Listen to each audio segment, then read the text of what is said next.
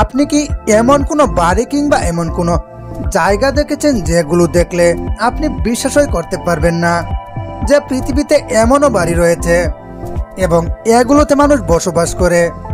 আজকের ভিডিওতে এমন কয়েকটি বাড়ি এবং এমন কয়েকটি স্থান আপনাদের দেখাবো। চলুন ভিডিওটি শুরু করা যাক। কল্পনা করুন তো আপনি এমন এক বাড়িতে বাস করছেন যা সূর্যের আলোর অনুসারে নিজের অক্ষের চারপাশে ঘুরছে। এটি বৈজ্ঞানিক কোনো কল্পকাহিনী নয়, এটি বাস্তব। আর এটি হলো রিয়েক্টর রোটেশন হাউস, যা স্থাপত্য ও প্রযুক্তির এক চমকপ্রদ সংমিশ্রণ। এই বাড়ির মূল আকর্ষণ হলো এর রোটেটিং ফাউন্ডেশন। পুরো বাড়িটি একটি সুনির্দিষ্ট গতিতে ধীরে ধীরে 360 ডিগ্রি পর্যন্ত ঘুরতে পারে। এর ফলে বাড়ির প্রতিটি দিকই আলোর স্পর্শ পায় এবং প্রাকৃতিক তাপমাত্রা নিয়ন্ত্রণও সহজ হয়। রিয়েক্টর রোটেশন হাউস ডিজাইন করা হয়েছে এর শক্তি ও সাশ্রয়ী এবং পরিবেশ বান্ধব হিসেবে। ঘূর্ণন ব্যবস্থার মাধ্যমে এটি সূর্যের অবস্থান অনুযায়ী নিজেকে সামঞ্জস্য করে, ফলে গ্রীষ্মে ঠান্ডা ও শীতে উষ্ণ আবহাওয়া তৈরি করে। এই অনন্য স্থাপত্য শৈলী আধুনিক জীবনধারার সাথে প্রযুক্তির মিলনে তৈরি এক নতুন দৃষ্টান্ত। এটি শুধু চোখের প্রশান্তির জন্য নয়, মন এবং পরিবেশ সব কিছুরই খেয়াল রাখে। চীনের দক্ষিণ পূর্বাঞ্চলে অবস্থিত জিয়াংসি প্রদেশ তার সমৃদ্ধ সাংস্কৃতিক ঐতিহ্য এবং অপার প্রাকৃতিক সৌন্দর্যের জন্য পরিচিত। আর ঠিক এখানেই যেন এক প্রাকৃতিক অনন্য রত্ন লুকিয়ে আছে, যা হলো অক্সিয়ান ভ্যালি।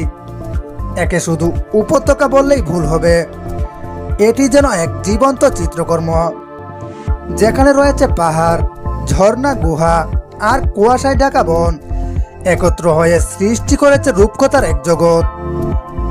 তবে উপত্যকাটির মূল আকর্ষণ হলো এর বিস্ময়কর ভূপ্রাকৃতিক গঠন। এখানে রয়েছে খাড়া চুনাপাথরের পাহাড়, গভীর গিরিখাত, স্বচ্ছ জলপ্রপাত এবং রহস্যময় একটি গুহা, এবং প্রতিটি পদে পদে যেন প্রকৃতি তার নিজস্ব ভাষায় কথা বলে।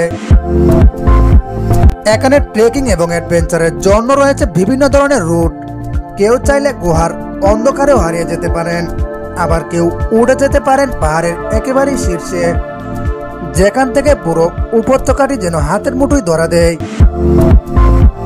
তাছাড়াও উপত্যকাটির চারপাশে ছড়িয়ে আছে স্থানীয় সংখ্যালঘু জাতিগোষ্ঠীর গ্রাম।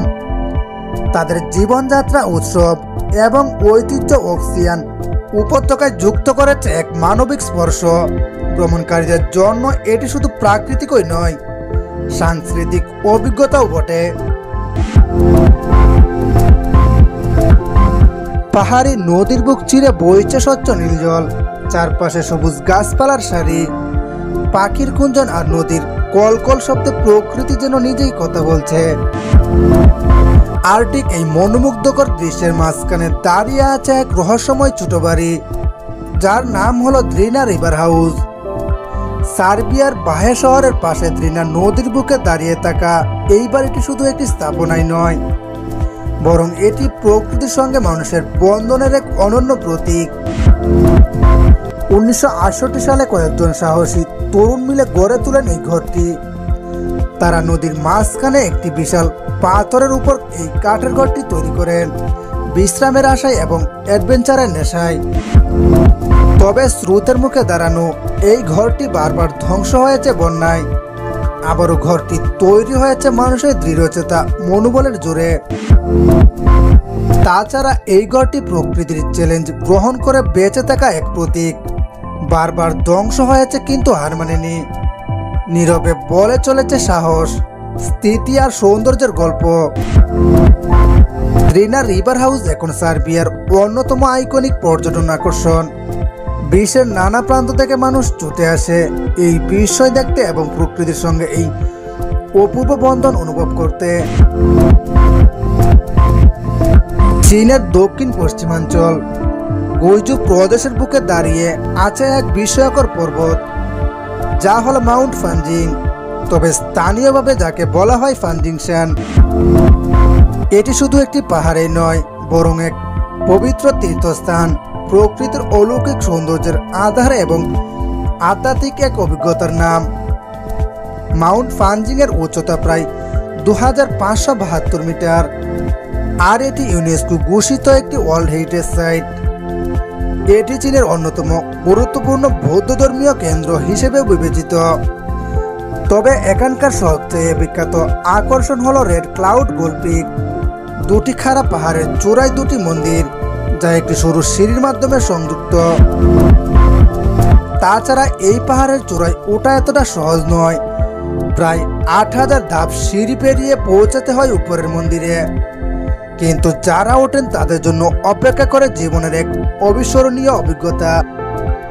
চারদিকে শুধু মেঘ, নিচে সবুজ অরণ্য আর উপরে নির্জন প্রশান্তি।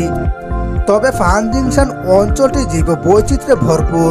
এখানকার অরণ্য জুড়ে পাওয়া যায় বিরল প্রজাতির বানর ও ফানজিং পিকট টর্টয়েস সহ অনেক বিপন্ন প্রজাতি। আর এই পর্বত হচ্ছে পৃথিবীর অন্যতম জীব বৈচিত্র্য সমৃদ্ধ এলাকা।